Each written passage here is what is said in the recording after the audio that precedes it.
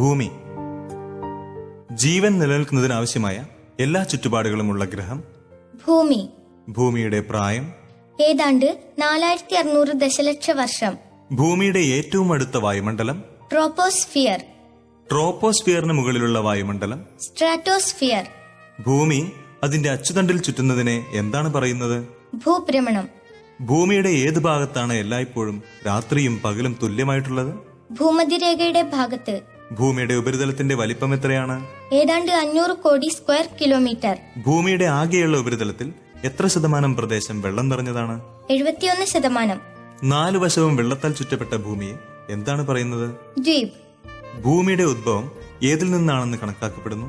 വ്യോമപടലങ്ങളിൽ നിന്ന്. സൂര്യനെ ചുറ്റുന്ന ഭൂമിയുടെ വേഗത എത്ര? മണിക്കൂറിൽ 105 തൊട്ട് 109 കിലോമീറ്റർ വരെ. സൂര്യൻ കിഴക്കുദിക്കുന്നതും പടിഞ്ഞാറ് അസ്തമിക്കുന്നതും എന്തുകൊണ്ടാണ്?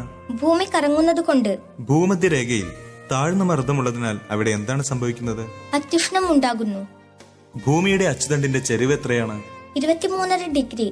ഭൂമിയിലുള്ള ഈർപ്പം പ്രധാനമായി ഉണ്ടാകുന്നത് എവിടെ നിന്നാണ്? തടാകങ്ങളിൽ നിന്ന്. ഭൂമിയിലുള്ള വിവിധ തരം പാറകൾ ഏതെല്ലാമാണ്? ആഗ്നേയശില, അവസാദശില, കായാന്തരികശില. ഭൂമിയുടെ ഉപരിതലത്തിലെ ഏറ്റവും താഴ്ന്ന പ്രദേശം? ചാവുകടലിന്റെ തീരം. ഭൂപടത്തിൽ വർഷപാതം കാണിക്കുന്നതിന് ഉപയോഗിക്കുന്നത് എന്താണ്? ഹൈസോ ഹൈറ്റ്സ്. ഭൂമിയുടെ ആകെ വലിപ്പത്തിന്റെ എത്ര ശതമാനം പ്രദേശത്ത് അന്റാർട്ടിക്ക വ്യാപിച്ചിരിക്കുന്നു? 10.5% പ്രദേശത്ത്. പാതിര സൂര്യൻ കാണപ്പെടുന്നത് എവിടെയാണ്? ഉത്തര ധ്രുവ പ്രദേശത്തും ദക്ഷിണ ധ്രുവ പ്രദേശത്തും. ഒരു രാജ്യത്തിന്റെ സ്ഥിരമായ താപനില എന്നാൽ എന്ത്? കാലാവസ്ഥ.